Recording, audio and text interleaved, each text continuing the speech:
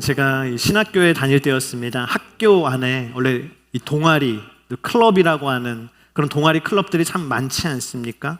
저는 이제 신학교를 다녔기 때문에 신학교에도 이 동아리와 클럽들이 있었는데 주로 다 기독교와 관련된 동아리와 클럽들이었습니다. 예를 들어 뭐 찬양과 관련된 동아리들, 무슨 밴드도 있고 또 뭐 클래식 중창단도 있고 그런 것들도 있었고요. 또 선교와 관련된 동아리들도 꽤 있었던 것 같아요. 지역별로 중동 선교, 아시아 선교, 북한 선교, 뭐 그런 선교를 연구하는 동아리들이 있었습니다.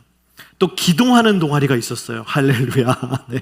상상 가십니까? 기도하는 동아리. 제가 다니던 학교 뒤에 아차산이라고 산이 있어요. 그래서 진짜 말 그대로 아차해서 아차산이거든요. 그 아차산에 일주일에 한 번씩 올라가가지고 나무를 붙잡고 기도하는 그런 동아리 클럽들이 있었습니다. 또 학문과 관련된, 신학과 관련됐고 철학을 연구하고 기독교 교육을 연구하는 그런 동아리들도 있었는데요. 그 수많은 동아리 클럽들 중에 뭐가 있었냐면 CCC가 있었어요. 여러분 CCC 다 아시나요? Campus Crusade for Christ. 그래서 CCC거든요. 이 CCC는 1951년에 UCLA에서 빌 브라이트 목사님에 의해서 시작된 선교 단체가 CCC입니다. 아마 이 중에도 CCC 활동을 하셨던 분들이 있을 것 같습니다. 요즘에는 이제 CCC라고 안 하고 크루라고 하는 이름으로 활동을 많이 하고 있습니다.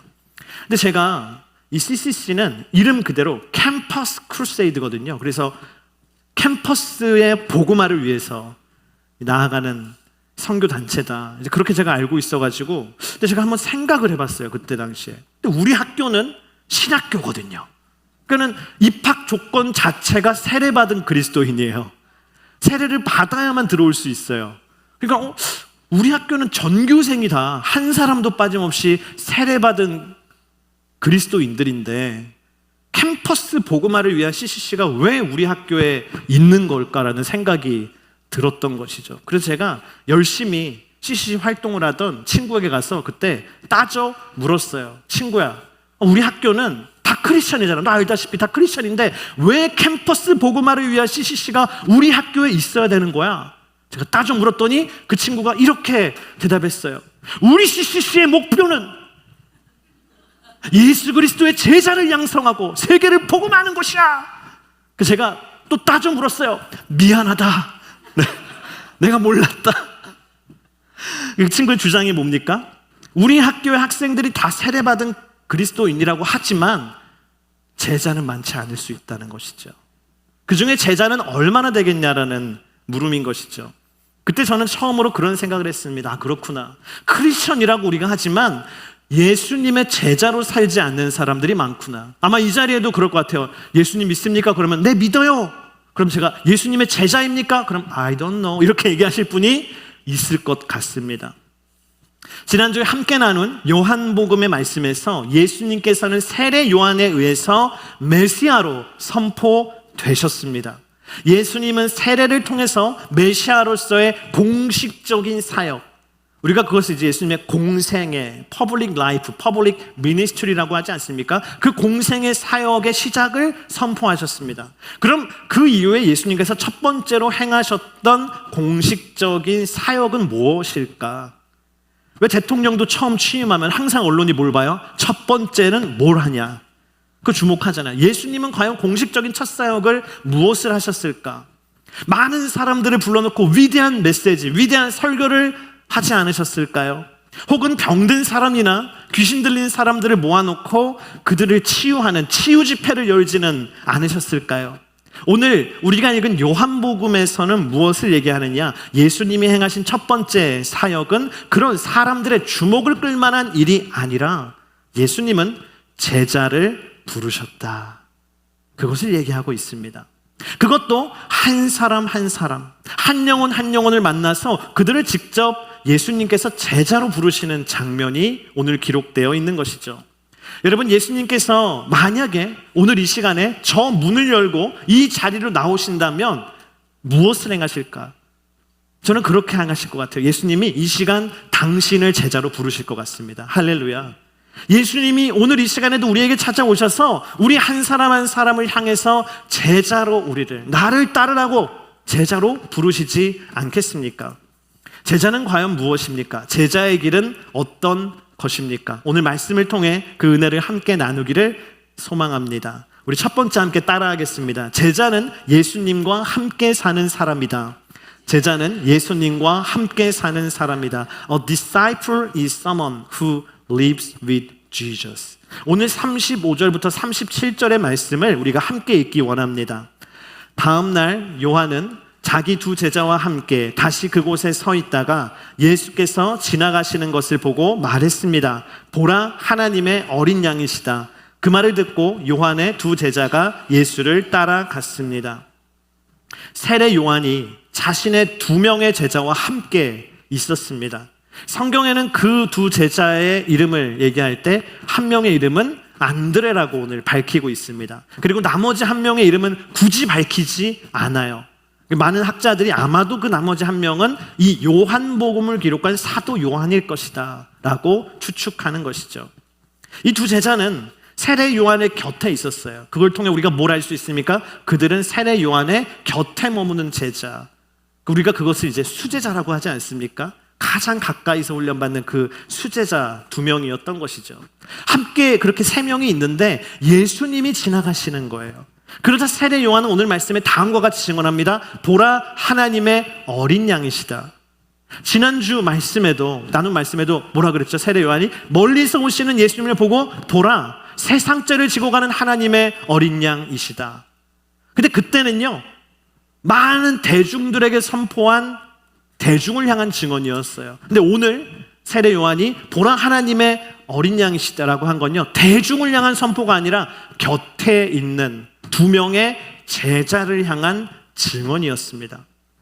세례 요한이 그렇게 얘기했던 것이죠. 딱 예수님이 지나가시니까 제자들아 봐봐, 저분이 바로 하나님의 어린 양이시여. 저분이 바로 이 세상에서 우리의 죄를 위해서 오신 바로 하나님의 어린 양 메시아시다 라고 얘기한 것입니다. 그러자 두 제자가 그 스승의 말을 듣고는 즉시 예수님을 따라갔다라고 오늘 37절 말씀에 기록되어 있습니다. 그런데 저는요, 이 37절의 말씀을 묵상하는데 제 눈에는 거기에 기록되지 않은 한 가지 팩트가 보였는데 바로 이거였어요. 제 눈에는 이 말씀이 이렇게 보였어요. 그 말을 듣고 요한의 두 제자가 예수님을 따라갔는데 어떻게 따라갔어요? 세례 요한을 떠나서 따라갔다는 것이죠.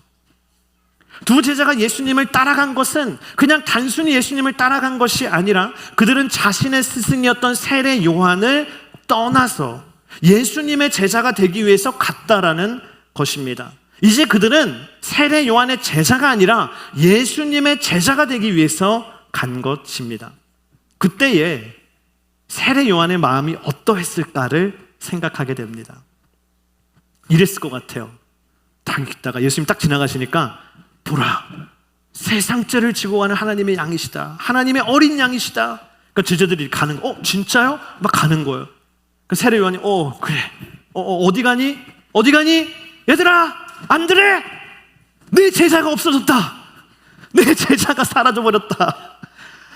괜히 알려줬어. 내가 얼마나 공들였어, 진짜. 정성을 다해 훈련한, 어떻게 키운 제자들인데 이렇게 사라져버리다니. 아마 우리라면 그렇게 반응했을 것 같아요. 그러나 오늘 말씀해 보니까 세례 요한은 그런 반응을 보이지 않았습니다. 그는 자신의 제자들이 나를 떠나서 예수님의 제자가 되는 것을 당연하게 생각했습니다. 왜냐하면 그것이 바로 제자가 걸어갈 참된 길이기 때문입니다. 그렇습니다, 여러분. 하나님께서 우리를 제자로 부르시는데 그 제자로 부르심은 예수 그리스도의 제자로 부르신 것입니다. 우리는 다른 것의 제자가 아니라 예수님을 직접 따라가는 예수님의 제자로 부름받은 것입니다. 오늘날 많은 사람들이 교회의 문화를 따라가면서 그것을 제자라고 생각합니다. 오늘날 많은 사람들이 어떤 사람을 따라가고 목사를 따라가고 리더를 따라가고 영적인 지도자를 따라가면서 그것을 제자의 길을 걷는다라고 생각합니다. 오늘날 많은 사람들이 어떤 사역을 따라가면서 미니스트리를 하면서 그것을 제자의 길이라고 생각합니다. 근데 그러다가 교회에 실망하고 사람에게 실망하고 그 사역을 하다가 낙심이 찾아오면 시험에 드는 것이죠. 믿음의 발걸음을 갖고 가다가 멈추게 되는 것이죠. 왜 그렇습니까? 내가 예수님을 바라보고 간 것이 아니라 다른 것을 보고 갔기 때문입니다. 성경은 오늘 두 제자처럼 예수님을 따라가야 예수님의 제자라는 것을 우리에게 이야기하고 있습니다. 아무리 세례 요한일지라도, 아무리 위대한 영적인 지도자가 있을지라도 세례 요한을 따라가면 세례 요한의 제자요, 예수님을 따라가야 예수님의 제자가 되는 것입니다. 근데 사람들이 예수님 따라가는 거 굉장히 부담스럽게 생각합니다. 그래서 예수님 보지도 않습니다. 다른 것을 보고 예수님을 따라간다라고 우리는 착각할 때가 많은 것이죠. 그러므로 또한 좋은 리더는 나를 바라보게 하는 사람이 아니라 예수님을 바라보게 하는 사람, 그 사람이 가장 좋은 리더가 될 수 있습니다. 여러분, 우리의 생각 속에 그래서요 예수님이 있어야 되는 줄을 믿습니다. 우리는 예수님을 따라가는 제자가 되어야 되기 때문에 내 시야가, 내 시각이 예수님께 직접 맞춰져 있어야 되는 줄을 믿습니다. 내 인생의 발걸음이 예수님의 발걸음을 따라가는 것이 되어야 하는 줄을 믿습니다. 그것이 바로 오늘 얘기하는 제자의 길인 것이죠. 이어서 38절과 39절에 이렇게 기록되어 있습니다. 우리 함께 읽어보겠습니다. 예수께서 뒤를 돌아 그들이 따라오는 것을 보고 물으셨습니다. 무엇을 원하느냐? 그들이 말했습니다. 랍비여, 어디에 머물고 계십니까? 랍비는 선생이라는 뜻입니다.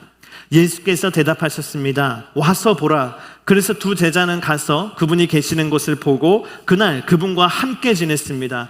때는 오후 4시쯤이었습니다.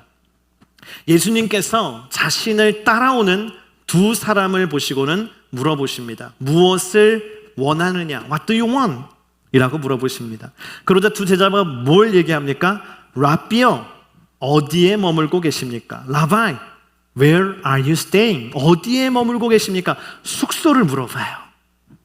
그러자 예수님이 대답하시기를 와서 보라. Come and you will see. 와서 보라고 얘기합니다. 여러분, 예수님의 숙소를 제자들이 물어봤어요.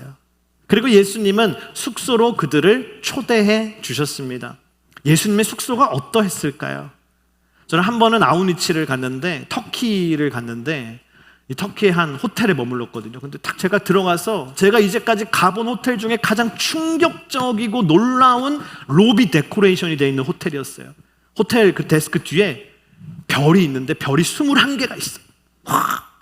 와, 21개 스타의 호텔이구나 여기는. 네, 그런 호텔이 아니었는데 별만 엄청나게 장식을 해놨더라고요. 여러분, 예수님이 머물고 계신 숙소는 어떠했을까요? 5스타 호텔이었을까요? 아니면 코지한 분위기의 에어비앤비에 예수님이 머물고 계셨을까요? 성경 말씀은 마태복음 8장 20절에 이렇게 얘기하죠. 함께 읽어보겠습니다. 예수께서 대답하셨습니다. 여우도 굴이 있고 하늘의 새들도 보금자리가 있지만 인자는 머리 둘 곳이 없구나. 아멘. 여러분, 예수님께서는요 머리 둘 곳도 없다라고 하셨습니다. 오늘 예배 끝난 다음에 여러분 집에 갔는데 집이 마음에 안 드는 분이 계시잖아요. 빨리 이사 가야지 뭐 이런 분 있잖아요. 그럼 뭘 생각하면 돼요? 아, 예수님은 머리 둘 곳도 없으셨구나. 여러분, 예수님이 머무시던 곳은 화려한 곳이 아니었습니다. 그곳은 누추한 곳이었습니다. 그런데 그 누추한 곳을 두 사람이 방문한 것이죠. 그리고 그곳에서 예수님과 함께 지내는 것입니다. 다른 말로 보면 뭐예요? 그들은 예수님과 함께 살게 된 거예요. 함께 살아가는 것입니다. 우리 교회 파송 선교사님이신 이라크의 박청국 선교사님을 처음 알게 되었을 때였어요. 오래전이었는데, 근데 이제 일단은 가볼 수가 없었어요. 저는요. 거기는 이제 미국 시민권자만 들어가서 제가 가볼 수 없었던 시즌이었죠. 그러니까는 말로만 듣는데 파악이 안 되는 거예요. 이분의 사역이 이렇고, 이분의 어떤 것들이 이렇고 한데 말로만 듣는데 이게 뭐가 뭔지 잘 알기는, 파악하기는 어려운데, 그때 당시 한 장로님께서 교회를 대표해서 이라크에 이제 가신 거예요. 직접 보러 가신 거예요. 그리고 짧은 시간이었지만 그 박천국 홍재 선교사님의 사역지에 가서 그곳에서 먹고, 그곳에서 자고, 그곳에서 사역을 보고, 그곳에서 기도하고, 쉽게 말하면 뭡니까? 함께 며칠 살다가 왔습니다. 그리고는 그 장로님께서 돌아오셔서 저에게 이렇게 말씀해 주셨어요. 목사님, 21세기 바울을 제가 봤습니다. 그러시는 거예요. 굉장히 선교를 많이 하시는 장로님이셨는데 보고 굉장한 감동과 충격을 받으시고는 이분은 진짜 21세기 바울 같은 분입니다. 그때부터는 뭐예요? 그 선교사님에 대한 신뢰가 확 가는 거예요. 이분은 훌륭하구나. 열심히 우리가 돕고 기도를 해야겠구나 더. 여러분, 그 사람에게 가서 그 사람과 함께 살아봐야 비로소 그 사람의 참모습을 알게 됩니다. 두 제자는 예수님이 사시는 곳에 직접 가서 함께 살아봤어요. 진리를 이해한 거, 머리로 이해한 것이 아니라 진리를 경험했습니다. 영혼의 세계를 예수님과 함께 살면서 경험하게 됐습니다. 그리고는 그분의 제자가 된 것입니다. 여러분, 그래서 오늘 말씀에 의하면 제자는 이런 존재인데 우리 한번 따라합시다. 제자는 예수님과 함께 사는 사람이다. 그렇습니다. 제자는요, 예수님이랑 함께 사는 존재가 제자입니다. 제가 요한복음의 이 설교를 준비하면서 여러 성경도 보고 주석도 보고 묵상도 하고 책들도 보고 열심히 하는데, 그 중에 이제 이번 주에 오시죠. 이번 주 수요일에 우리 교회에 오시는 이연길 목사님의 그 요한복음에 대한 책이 있어요. 그 책의 제목이 정말 은혜가 있어요. 제목이 뭐냐면 이거예요. 그분과 함께 살아가는 이야기. 그분과 함께 살아가는 이야기.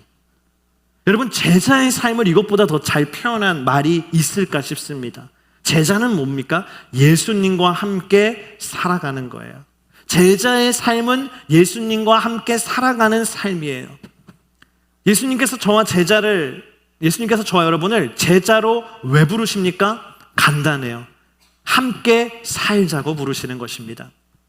우리가 우리 교회에서 1:1 제자 양육을 할 때도 그래서 단순히 성경 공부를 하는 게 아니라 이론을 공부하는 것이 아니라 양육자와 동반자가 반드시 자신의 삶을 나누게 돼 있습니다. 거짓된 삶과 그런 게 아니라 진실된 삶을 나누도록 돼 있습니다. 준비된 양육자는 진실된 삶을 나눌 수 있는 사람이에요. 준비되지 않은 양육자는 진실된 삶을 나눌 수 없는 사람입니다. 준비된 동반자는 자신을 오픈하고 자신의 진실된 삶을 나눌 수 있는 사람인 것이죠. 왜 그렇게 합니까? 제자의 길은 머리로 배우고 이해하고 깨닫는 것이 아니라 예수님과 함께 사는 삶이기 때문에 내가 진정으로 예수님과 함께 살아가고 있는지 아닌지 내 삶을 나누고 점검하는 것이 1:1 제자 양육입니다. 교회에서 그래서 제자가 되는 건요, 내 삶을 나눌 수 있어야 돼요. 내 삶이 예수님과 지금 함께 살아가고 있는 삶인지 아닌지를 점검할 수 있어야 합니다. 1950년대 60년대 한국교회의 유명한 부흥 강사 중에 이성봉 목사님이라는 분이 계셨습니다. 이분의 별명이 뭐냐면 한국의 D.L. 무디예요. 그래서 저는 왜 D.L. 무디인가 했는데 사진을 보니까 이해가 돼요. 닮았어요. D.L. 무디. 네, 무디랑 이렇게 수염이랑 너무 비슷하신 것 같아요. 근데 이성봉 목사님은 언제나 오른손에 주먹을 이렇게 쥐고 다니셨다고 합니다. 사람들이 생각할 때 목사님이 손에 장애가 있어가지고 이게 안 펴지나 보다. 그래서 항상 이렇게 쥐고 있나 보다. 저도 한번 해봤거든요. 되게 어려워요. 항상 이 오른손에 힘을 주고 이렇게 쥐고 있으려니 너무 어려워요. 근데 이렇게 쥐고 있더라는 거예요. 근데 어느 날 악수를 하는 거예요.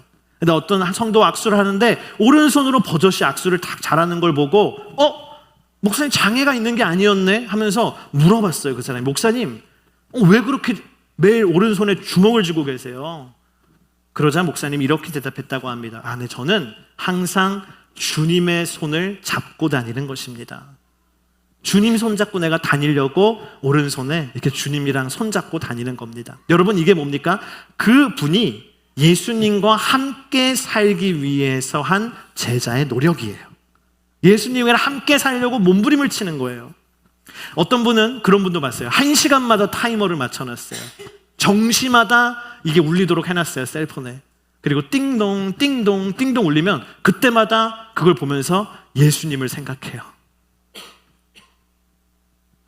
정신없이 일하다가도 띵동, 예수님 여기 계시지. 예수님과 함께 살려는 노력입니다. 어떤 분은 집에서 식사를 할 때에 테이블 하나를 미리 딱 마련해놔요. 아무도 앉지 않는 테이블을. 그리고 저녁마다 가족들이 함께 먹는데 빈 테이블이 있어요. 이게 뭐냐면 예수님 자리. 우리 식사 자리에 예수님이 함께 계시다. 예수님과 함께 살려는 노력입니다. 어떤 분은 매일매일 예수님과 동행하는 예수 동행 일기를 쓰세요. 내가 오늘 하루를 예수님과 함께 어떻게 살았는지를 기록을 하면서 예수님과 함께 살아가려고 노력하는 것이죠. 여러분, 예수님과 함께 사는 제자가 되기를 주님의 이름으로 축복합니다. 두 번째는 우리 따라합시다. 제자는 고백하는 사람이다. A disciple is someone who confesses. 오늘 41절, 42절 우리 함께 읽어보겠습니다. 안드레는 가장 먼저 자기 형 시몬을 찾아가 말했습니다. 우리가 메시아를 만났다. 메시아는 그리스도라는 뜻입니다. 그리고 그는 시몬을 예수께 데려왔습니다. 예수께서 시몬을 보고 말씀하셨습니다. 너는 요한의 아들 시몬이구나. 이제 너는 게바라고 불릴 것이다. 게바는 베드로라는 뜻입니다. 예수님의 제자가 된 안드레는 가장 먼저 자신의 친형이었던 시몬을 찾아가서 말합니다. 우리가 메시아를 만났다. 여러분, 안드레가 처음에 예수님을 뭐라고 불렀어요? 오늘 말씀이니까 라바이, 랍비, 선생님이라고 불렀잖아요. 근데 예수님과 함께 살고 오니까 이제 뭐라 그래요? 메시아. 그분은 구원자. 그분은 나의 구원자이십니다. 예수님의 제자가 되니까 예수님을 다르게 불러요. 그게 뭡니까? 예수님에 대한 고백이 없었는데 예수님에 대한 고백이 생긴 거예요. 전에는 그냥 라바이, 랍비였어요. 근데 이제는 뭐예요? 나의 구원자가 된 것입니다. 그렇습니다, 여러분. 예수님에 대한 고백이 바뀌는 것, 그것이 바로 제자가 되는 것입니다. 예수님에 대한 고백이 바뀌는 게 제자가 되는 거예요. 많은 분들이 교회에 와서 가장 먼저 나의 삶을 바꾸려고 합니다. 내 삶이 좀 바뀌어야 된다는 거죠. 내가 전에는 못되게 살았는데 이제 교회 나왔으니까 좀 착하게 살아야겠다라는 거예요. 내가 전에는 굉장히 부정적인 사람이었는데 이제 교회 다니니까 내가 긍정적으로 살아야겠다라는 거예요. 내가 전에는 이기적으로 살았는데 이제 좀 교회를 나왔으니까 이타적으로 살고 이웃을 사랑하며 살고 공동체적으로 내가 이제 좀 살아야겠다라고 생각합니다. 전에는 내 삶이 굉장히 어둡고 침침했는데 이제 내가 교회 나왔으니까 좀 밝게 살아야겠다라고 생각합니다. 그러나 여러분, 이 모든 것들은 예수 그리스도의 제자의 길을 걸어가는 삶 가운데 나에게 자연스럽게 따라오는 내 삶의 변화인 것이죠. 우리가 이런 것들보다 사실은 가장 먼저 주목해야 할 제자의 모습이 있어요. 내 삶의 모습이 바뀌기 전에 먼저 바뀌어야 되는 게 있어요. 그건 뭐냐면 예수님에 대한 나의 고백이 바뀌는 거예요.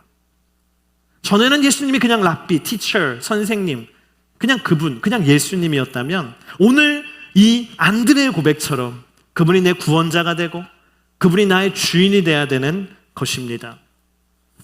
요즘에 미국의 젊은 세대 남녀들이 연애하고 결혼하는 흐름에 단계가 있대요. 근데 그 단계를 거쳐야 결혼을 하는데 몇 단계인지 아세요, 여러분? 7단계래요. 7단계. 저는 7단계. 저는 만나서 연애하고 결혼하고 3단계 아닌가?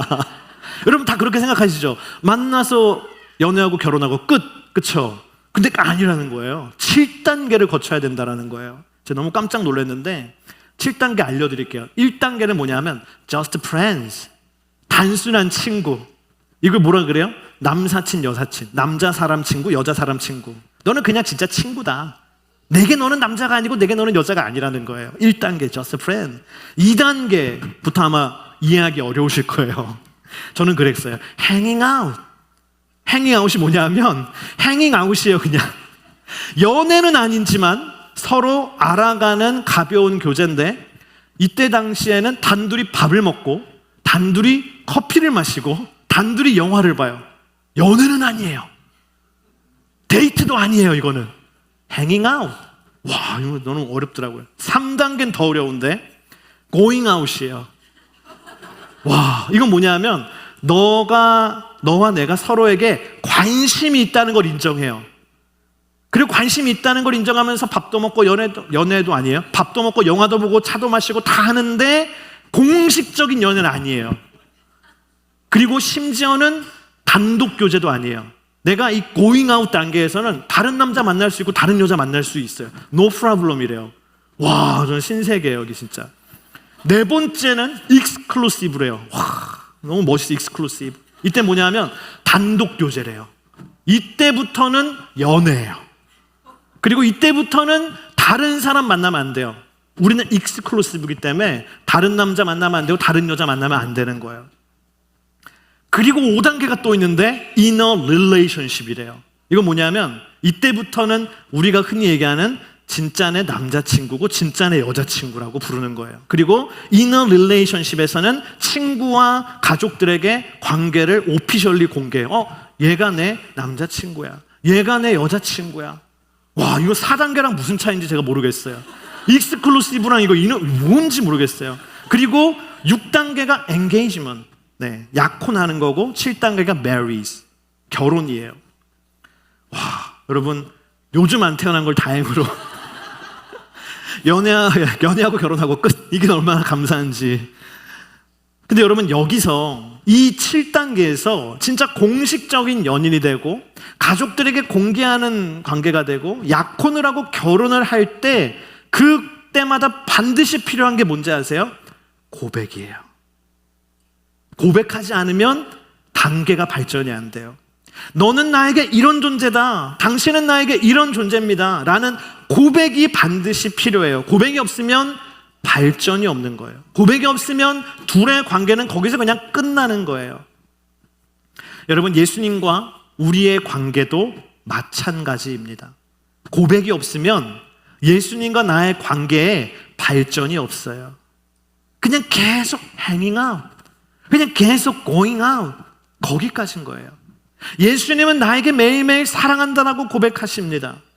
저는 오늘도 여기서 찬양하는데 주님이 나한테 태원아 사랑한다 막 고백하시는 거예요. 저한테 얼마나 감사한지, 얼마나 기쁜지. 주님은 우리에게 매일매일 고백하세요. 근데 나는 예수님께 웬만해서 고백하지 않아요. 교회를 평생 나와도 고백하지 않아요. 예배 시간에 찬양의 입술이 움직이지 않는 이유가 있어요. 기도하는 시간에 내 기도가 안 나오는 이유가 있어요. 익숙하지 않아서가 아닙니다. 오늘 교회 처음 온 사람도 찬양할 수 있고 오늘 교회 난생 처음 온 사람도 기도할 수 있어요. 그러나 우리가 아무리 교회 나와도 찬양의 입술이 열리지 아니하고 아무리 교회 와도 기도의 입술이 열리지 아니하는 것은 왜 그럽니까? 예수님을 향한 나의 고백이 없는 거예요. 예수님 찬양이 다 고백이거든요. 오늘 여러분 찬양하면서 다 하나님께 고백한 거거든요. 기도가 다 주님을 향한 고백이거든요. 고백이 없어서 안 나오는 거예요. 한국의 가수 중에 이재훈 씨가 있습니다. 이재훈 씨 제가 굉장히 좋아해요. 왜냐하면 이제 온누리교회 목사님 이재훈 목사 이름이 똑같아서. 네. 이재훈 씨는 1990년대, 2000년대에 한국에서 가장 영향력 있는 혼성 그룹이라고 하는 그룹 쿨 아시나요? 쿨? 굉장히 쿨한 그룹이잖아요. 이 쿨의 이 보컬이 바로 이재훈 씨인데 이재훈 씨가 크리스천이에요. 그가 2004년에 솔로로 CCM 앨범을 하는 프로젝트에 참여해서 자신의 곡을 하나 발표했어요. 근데 그 CCM이 너무 유명해져가지고 지금은 한국에 가면 결혼식장 가면 이 축가를 거의 많이 하는, 가장 많이 불리는 축가, 김동률 다음으로 많이 불린다. 네, 그거 아주 유명한 노래가 있어요. 근데 사실 이 노래는 예수님을 향한 고백이에요. CCM이에요. 이런 노래예요. 아마 여러분 들어보셨을 것 같아요. 난 행복합니다. 내 소중한 사랑, 그대가 있어 세상이 더 아름답죠. 난 행복합니다. 그대를 만난 건 이 세상이 나에게 준 선물인 거죠. 나의 사랑, 당신을 사랑합니다. 셀폰 꺼낼까요? 막? 네. 세상이 우릴 갈라놓을지라도 나의 사랑 당신을 사랑합니다. 내 삶이 끝날지라도. 많은 사람들이 이게 신부를 향한 신랑의 고백인가, 연인을 향한 나의 고백인가라고 생각하지만 이거는 원래 찬양이죠. 예수님을 향한 고백이에요. 그래서 저는 오늘 아침도 세팅 끝나고 이렇게 주차장 차 멀리 대야 되거든요. 우리도 이제 세팅하는 분은 가까이 짐 내렸다가 멀리 대라고 해가지고 멀리 대야 되는데 차 멀리 대러 가면서 오면서 제가 이 찬양을 불렀어요. 나의 사랑 주님을 사랑합니다. 얼마나 좋아요, 여러분. 예수님께서는 이런 고백을 기다리십니다. 할렐루야. 예수님께 이 고백을 드리면 예수님은 그날은 너무 행복하신 거예요. 와, 네가 나한테 드디어 고백을 하는구나. 우리 관계에 진짜 이제 발전이 있구나. 내가 너 짝사랑만 하는 줄 알았는데 이제 관계의 발전이 있구나. 여러분, 오늘 이 자리에 신앙생활에 시험이 들거나 문제가 생긴 분이 계십니까? 삶의 위기와 고난을 만난 분이 계십니까? 내게 회복이 필요한 분이 계십니까? 그렇다면 예수님을 향한 고백부터 회복하기를 주의 이름으로 축복합니다. 예수님을 향한 내 고백이 회복되면 당신의 삶이 회복되는 줄을 믿습니다. 그런데 오늘 말씀해 보니까 안드레가 이 고백을 하는데 이 고백을 누구 앞에서 하냐는 거죠. 누구 앞에서예요? 내 형인 시몬을 찾아가서 해요. 시몬을. 그리고는 시몬을 예수님께 데려가요. 여러분, 이게 뭡니까? 전도입니다. 전도는 다른 게 아니에요. 전도는 뭡니까? 예수님을 향한 나의 고백을 다른 사람 앞에서 하면 그게 전도예요. 왜 물건 잘 파는 분 있잖아요. 그런 분은 막 사라고 강요하지 않나요? 뭐예요? 이 물건이 얼마나 좋은지를 막 고백해. 내가 이거 써봤는데 너무 좋아. 막 고백을 해, 이 물건에. 근데 다른 사람 앞에서 하면 이게 뭐예요? 파는 거잖아요. 똑같습니다. 예수님을 향한 나의 그 사랑의 고백을, 진실된 고백을 다른 사람 앞에서 하면 그게 바로 전도입니다. 돌아오는 10월 30일에 우리 교회 첫 번째 아우니치 팀이 출발합니다. 그래서 매주 모여가지고 막 열심히 우리 아우니치 팀이 준비하고 계세요. 이분들이 우리를 대표해서 이제 무슬림 땅에 가서 복음을 전해야 되는데, 여러분, 전도의 방법이 뭘까요? 전도의 방법은 다른 게 아니에요. 결국은 뭡니까? 예수님을 향한 나의 사랑의 고백을 그들 앞에서 하는 거예요.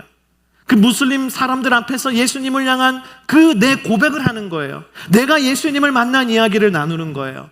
내게 예수님이 어떤 분인지를 내가 그들에게 증거하는 거예요. 그게 뭡니까? 전도이고 선교인 것이죠.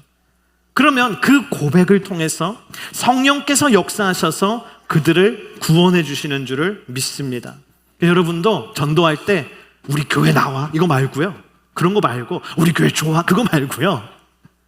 예수님을 향한 나의 사랑을 그 사람 앞에서 고백해 보세요. 오늘 우리는 예배가 끝나고 세상으로 돌아갈 것입니다. 믿지 않는 가족 앞에 갈 때 그들 앞에서 내가 예수님을 향한 나의 사랑을 고백하면 그게 뭐예요? 나의 아우니치예요. 믿지 않는 친구에게 예수님을 향한 내 사랑을 그에게 고백한다면 그게 아우니치예요.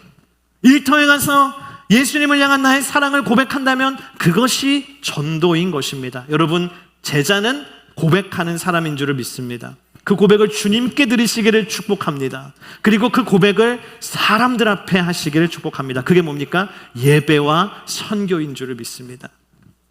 마지막 세 번째, 우리 따라합시다. 제자는 예수님의 사랑의 눈길을 받는 사람이다.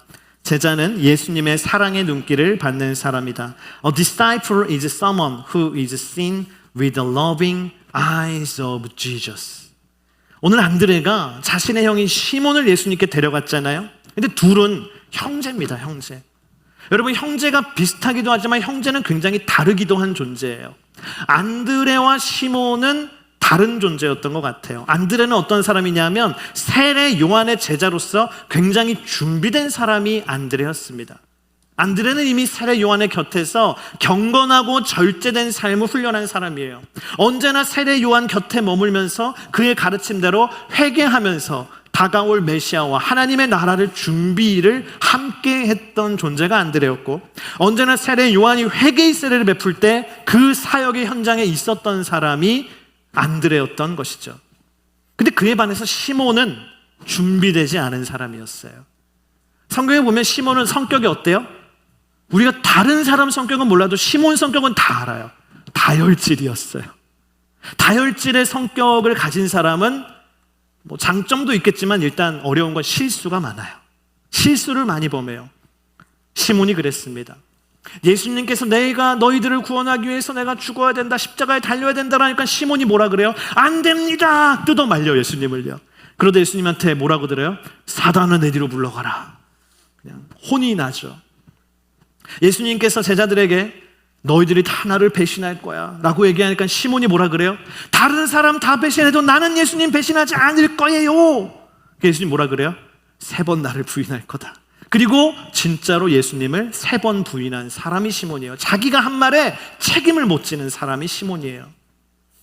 예수님을 잡으려고 온 대제사장의 군인 중에 말고라는 사람이 있었는데 그 사람의 귀를 그냥 칼로 그냥 쓱 베어버린, 귀를 잘라버린 그런 무모한 행동을 한 사람이 이 시몬입니다. 예수님이 시몬이 처음 딱 올 때 예수님은 다 알잖아요. 시몬의 모든 부족함을 예수님은 다 아셨어요. 다혈질이고 책임을 못 지고 무모한 행동을 하는 사람이란 걸 아셨어요. 우리 같으면 여러분 그런 사람 찾아오면 뭐라 그래요? 아유, 덜렁이가 오셨네. 아이고, 사고뭉치 임하셨네. 그럴 거예요. 예수님은 다 아는데 예수님은 그렇게 얘기하지 않고 시몬에게 뭐라고 했습니까? 오늘 42절에 이렇게 기록되어 있어요. 우리 함께 읽어보겠습니다. 그리고 그는 시몬을 예수께 데려왔습니다. 예수께서 시몬을 보고 말씀하셨습니다. 너는 요한의 아들 시몬이구나. 이제 너는 게바라고 불릴 것이다. 게바는 베드로라는 뜻입니다. 아멘. 예수님께서는 시몬에게 이제 너는 게바라고 불릴 것이다 라고 말씀하셨어요. 게바는 아람어고요. 이 아람어 게바를 헬라어로 바꾸면 페트라입니다. 페트라는 뭐냐면 이 사진에 나올 텐데 사진에 나오는 것처럼 거대한 바위 덩어리를 페트라라고 하죠. 우리가 쓰는 말로 반석이다. 튼튼한 반석이다 라는 뜻입니다. 예수님께서는 누가 봐도 예수님이 딱 보면 아는 실수 덩어리고 책임을 못 지는 행동을 하는 사고뭉치인 시몬에게 뭐라고 하십니까? 너는 든든하고 안정적인, 믿을 수 있는, 신뢰할 수 있는, 믿고 맡길 수 있는 반석이다 라는 이름을 주십니다. 그게 바로 페트라, 베드로, 피러라는 이름인 것이죠. 여러분, 예수님의 눈에는 시몬 베드로가 미래에 쓰임받을 가장 아름다운 모습으로 봐주셨다라는 겁니다. 예수님은 시몬의 그 미래의 모습을 보시고 그를 제자로 부르셨다라는 것이죠. 또 예수님께서는 오늘 말씀 보니까 나다나엘이라는 제자를 부르십니다. 오늘 45절 46절 우리 함께 읽어보겠습니다. 빌립은 나다나엘을 찾아가 말했습니다. 모세가 율법에 기록했고 예언자들도 기록했던 그분을 우리가 만났소. 그분은 요셉의 아들 나사렛 예수시오. 나다나엘이 물었습니다. 나사렛에서 무슨 선한 것이 나오겠는가? 빌립이 말했습니다. 와서 보시오. 먼저 예수님의 제자가 된 빌립이 자기의 친구 나다나엘에게 전도를 했어요. 내가 성경에서 예언된 메시아를 만났어, 친구야. 그분은 요셉의 아들 나사렛 예수셔. 그분이 하나님의 아들이셔. 그분이 메시아셔. 그 말을 들은 나사렛이 어떤 반응을 보입니까? 나사렛에서 무슨 선한 것이 나오겠느냐. 저는 이 말씀을 묵상하면서 이 나다나엘의 대사를, 그 목소리를 여러 톤으로 한번 제가 따라해봤어요. 연기의 은사가 있나 봐요. 1번 톤. 아휴, 나사렛에서 뭐 선한 게 나오겠어. 이거 뭐예요? 냉소적인 사람. 이렇게 하니까 나다나엘은 굉장히 냉소적인 사람이구나. 2번 톤이 있어요. 내가 나사렛 다 아는데, 내가 거기 나가 빠삭한데 선한 것이 나올래야 나올 수가 없어. 이게 뭐예요? 비판적인 사람. 네, 무조건 비판적으로 생각하는 사람. 세 번째 톤이에요. 나사렛? 이게 뭐예요? 선입견이 강한 사람. 네. 나사렛이니까 듣자마자 거긴 아니라고, 무조건 아니라고, 뭐 근거도 없어요. 선입견이 너무나 강해요. 마지막 네 번째, 나사렛? 나 거기서 온 사람 만나기 싫은데. 뭐예요? 상처 많은 사람. 네. 나사렛은 우선한 게 나오겠냐? 여러분, 냉소적일 수도 있고 비판적일 수도 있고 선입견이 강할 수도 있고 상처가 많은 사람일 수도 있는 건데, 어떻게 읽어도요, 나다나엘은 부정적인 사람이에요. 결코 좋은 사람이라고 보이지는 않는 것이죠. 근데 예수님이 그런 나다나엘을 보고 뭐라고 하세요? 47절에 이렇게 말씀하세요. 여기 참 이스라엘 사람이 있다. 이 사람에게는 거짓된 것이 없다. 예수님은 나다나엘을 보고 진실한 사람이라고 하셨어요. 사람들은 그에게서 진실한 모습을 발견할 수 없었을 거예요. 그는 언제나 부정적이고 비판적으로 이야기하고 생각하는 사람이라고 멀리 했을지도 모르겠습니다. 그러나 예수님은 사람들이 보는 눈과는 달랐다는 것이죠. 예수님은 그의 마음속 아주 깊은 곳에 있는 하나님을 향한 진실된 마음을 발견하시고 얘기해 주신 것입니다. 48절 49절에 그래서 또 이렇게 대화가 이어집니다. 우리 함께 읽어보겠습니다. 나다나엘이 물었습니다. 어떻게 저를 아십니까? 예수께서 대답하셨습니다. 빌립이 너를 부르기 전 내가 무화과 나무 아래 있을 때 내가 보았다. 그러자 나다나엘이 대답했습니다. 라삐여, 당신은 하나님의 아들이시며 이스라엘의 왕이십니다. 여러분, 무화과 나무 아래 있을 때 예수님이 나다나엘을 봤다고 하세요. 무화과 나무는 그때 당시에 뭐냐면요, 시원한 그늘이에요. 무화과 나무 아래는 시원한 그늘이기 때문에 유대인들은 그곳에서 휴식을 취하거나 책을 읽거나 성경을 읽는 장소, 때로는 기도하는 장소였다고 합니다. 그래서 많은 학자들이 이 본문에 대해서 얘기하면서 아마도 예수님께서 나다나엘이 무화과 나무 아래에서 기도하고 있는 모습을 보셨을 것이다, 성경을 읽고 있는 모습을 보셨을 것이다, 무언가를 하고 있는 걸 주님이 보셨을 것이다 라고 추측을 합니다. 그런데 어디까지나 추측이에요. 오늘날까지도 나다나엘이 무화과 나무 아래에서 뭘 했는지 아는 사람은 나다나엘 자신과 예수님 외에는 없습니다. 근데 예수님은 알았다라는 것이죠. 이것은 성경이 우리에게 알려주는 사실이 있는 건데 뭐냐면, 예수님은 나의 가장 은밀한 모습까지도 모두 아시는 분이라는 사실입니다. 예수님은 사람들이 알지 못하는 나의 모습을 아시는 거예요. 내 연약함도 아시고 나의 한계도 예수님은 아십니다. 내 눈물도 아십니다. 내 상처도 예수님은 아십니다. 내 걱정을 아시고 내 근심도 예수님은 다 아세요. 내 한숨을 아세요. 내가 무너지는 것을 예수님은 아세요. 그리고 내 안에 있는 꿈도 아시고 내 안에 있는 소망도 예수님은 다 아십니다. 내가 예수님을 얼마나 사랑하는지 그 진실된 마음도 예수님은 다 알고 계십니다. 그런데 나를 그렇게 다 하시는 예수님께서 나를 제자로 부르신다는 거예요. 나에 대해 모르는 것이 없고 다 하시는 예수님이 나를 직접 제자로 콜링하신다라는 것입니다. 나에 대해 모르는 사람이 나를 불렀다면 내가 싫다고 했을 텐데, 나에 대해 다 아시는 분이 나를 제자로 부르시니 얼마나 감격스러운 일입니까? 저는 주님께서 저를 인투 달라스 교회 개척을 위해서 부르실 때 제가 참 그렇게 기도했던 기억이 나요. 주님, 사람들은 나를 모를지라도 주님은 저를 아시잖아요. 주님은 내 부족함을 아시고 내 연약함을 아시고 내 한계가 얼마나 뚜렷한지도 아시고, 주님은 내가 가지고 있는 연약함과 부족함과 무기력함도 아시고, 근데 주님이 다 아시는데 나를 부르셨기 때문에 주님이 책임지실 줄 믿습니다. 아멘. 여러분, 그 찬양도 그런 찬양 있잖아요. 모든 것 아시는 주님께 감출 것 없네, 내 마음과 정성 다해 주 따르오리다. 여러분, 예수님이요, 시몬의 부족함을 다 아신 것처럼, 나다나엘의 부족함을 다 아신 것처럼 당신의 부족함을 다 아십니다. 하지만 예수님께서는 시몬을 반석으로 보신 것처럼, 나다나엘을 진실한 하나님의 사람으로 보신 것처럼 오늘도 나를 사랑의 눈으로 보시고 무한한 가능성의 눈으로 바라보시는 줄 믿습니다.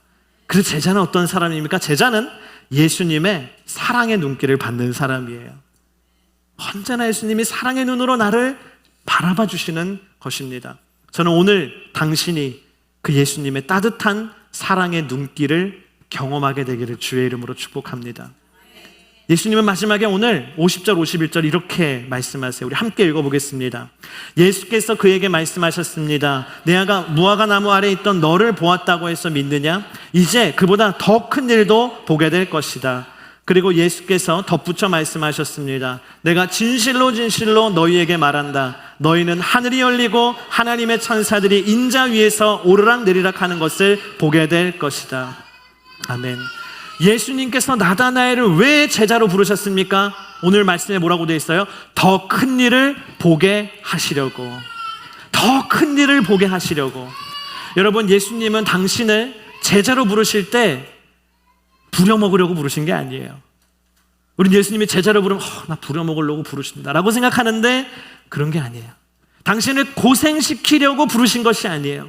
당신을 그 제자의 삶에 꽁꽁 묶어버리려고 부르신 게 아니에요. 오늘 이 말씀처럼 주님의 위대한 일을 보여주시려고, 하늘의 일을 보여주시려고 우리를 부르신 줄을 믿습니다. 그래서 제자로의 부르심은 뭡니까? 우리 따라합시다. 행복한 부르심. 주님이 나를 제자로 부르시는 것은요, 행복한 부르심입니다. 여러분, 그 행복한 부르심 가운데 나아가게 되기를 주의 이름으로 축복합니다. 함께 이 시간 우리 찬양하기를 원하는데요, 우리 오늘 말씀에 있는 이 함께 불렀던 오죽게 나오라를 함께 이 시간 일어나서 함께 찬양하기를 원합니다. 주님이 오늘 우리를 부르실 때 여러분 그 부르심 가운데 응답함으로 나오기를 축복합니다.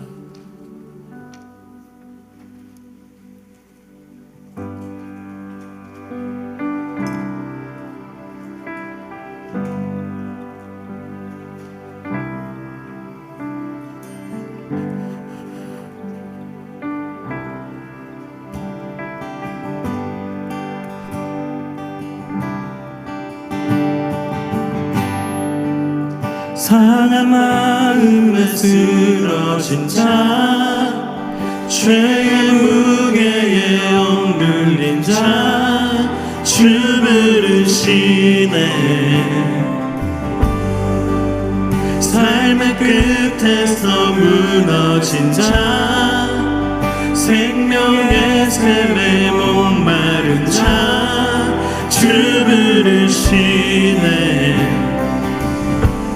오 주께 나오라, 두 팔로 우리를 안으시네. 존귀한 주 보혈 우리 죄 용서하셨네.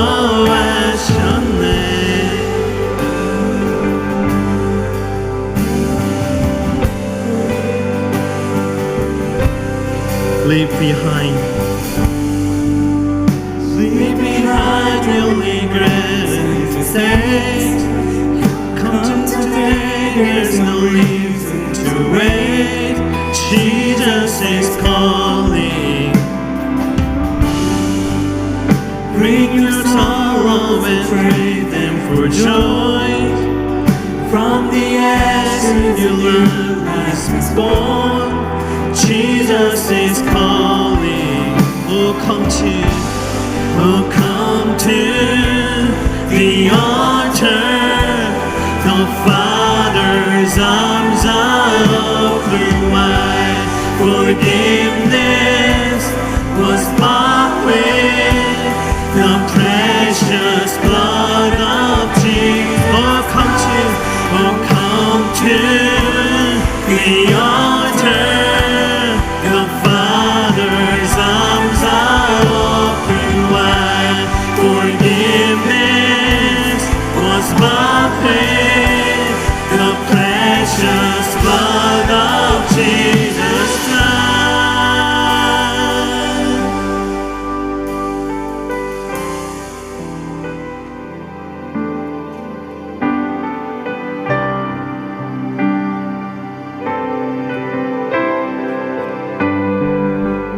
우리 고백합니다. Oh, what a Savior!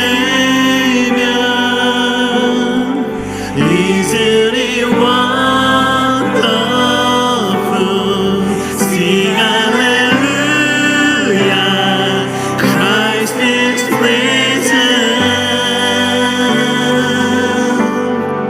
Bow down before Him,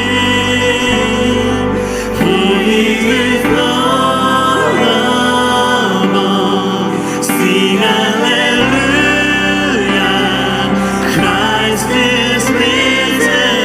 다시 한번. Oh, what a Savior!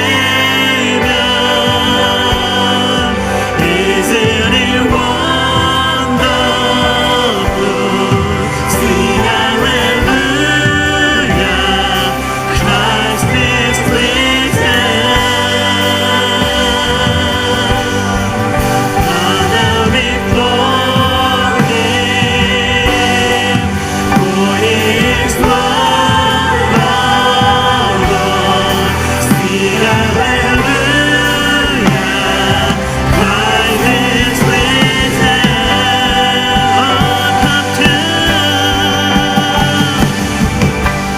Oh, come to the altar. The Father's arms are open wide. Forgiveness is bought with the precious blood of Jesus Christ. Oh, come to the altar. The Father's arms are open wide. Forgiveness was bought with the precious blood of Jesus Christ. 여러분, 오늘 말씀에서 예수님께서 나다니엘의 모든 것을 아신 것처럼, 베드로의 모든 것을 아신 것처럼, 사람들은 나를 알지 못할지라도 예수님은 내 모든 것을 아십니다. 내 눈물도 아시고, 내 상처도 아시고, 나의 슬픔도 아시고, 나의 탄식도 아십니다. 내 안의 꿈도 아시고, 내 안의 소망도 아십니다. 그리고 무엇보다도 내 안에 있는 주님을 향한 진실된 마음을 주님은 아십니다. 내 모든 걸 아시는 주님이 나를 제자로 부르십니다. 우리 시간 기도할 때 주님, 나의 모든 것을 아시는 주님께서 나를 제자로 부르시니 내가 내 모든 것을 주님께 맡기고 주님께 나가기를 원합니다.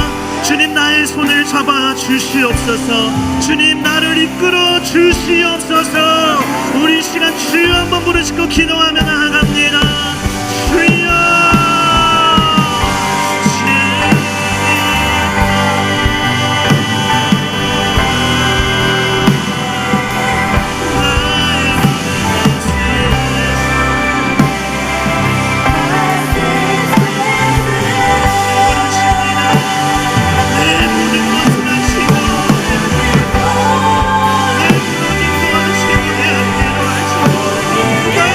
Oh,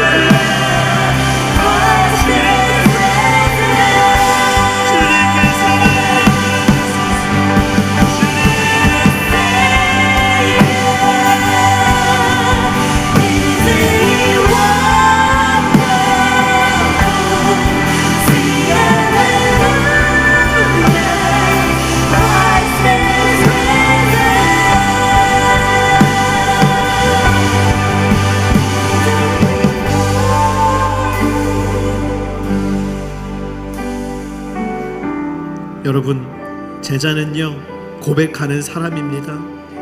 오늘 말씀에 나오는 예수님의 제자가 된 모든 사람들은 주님을 향해 고백했어요. 모두가 다 주님을 고백했습니다. 여러분, 예수님께 고백하지 않으면 나와 예수님의 관계에는 발전이 없는 것입니다. 이 시간 우리 기도할 때, 주님, 내가 오늘 내 입술을 열어서 주님을 향한 내 고백을 드리기를 원합니다. 내 고백을 받아 주시옵소서. 이 시간 우리 주여 한번 부르니까 주님께 고백하며 나아갑니다. 주여,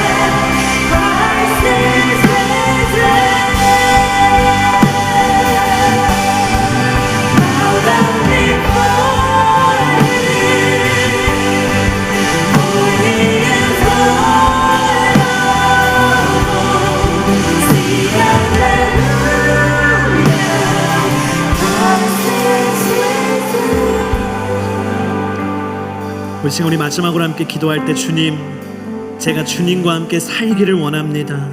나의 매일의 삶이 예수님과 함께 사는 삶이 되게 하여 주시옵소서. 주님께 감추는 삶이 없게 하여 주시옵시고, 주님께 드리지 않는 내 삶의 영역이 없게 하여 주시옵소서. 그리하여 주님과 함께 살아가는 제자의 삶이 되게 하여 주시옵소서. 이 시간 우리 주여 한번 부르시고 함께 기도합니다. 주여,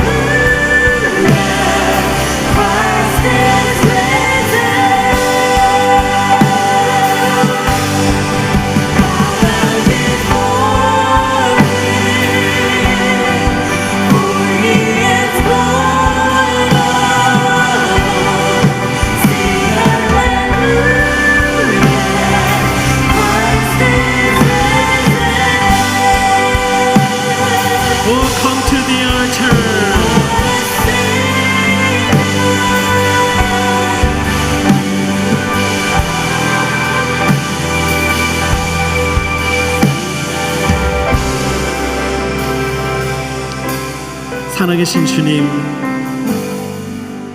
주님께서 그 공생애를 시작하시며 한 영혼 한 영혼, 한 사람 한 사람을 만나 제자로 불러주셨듯이 오늘 주님은 이 예배의 자리에 우리 한 사람 한 사람을, 나를 제자로 부르시기에 찾아오신 줄을 믿습니다.